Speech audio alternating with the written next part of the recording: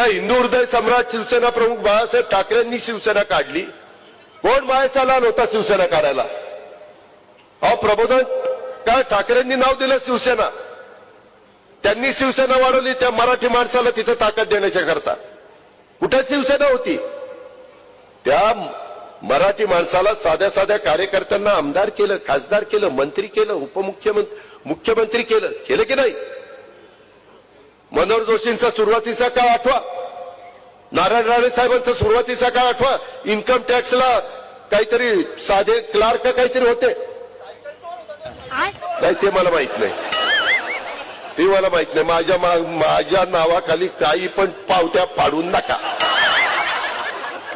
त्या संदर्भामध्ये मला तुम्हाला एक सांगायचंय की ह्या पद्धतीचा यांचा कारभार आणि यांना एवढं मोठं बाळासाहेबांनी केलं।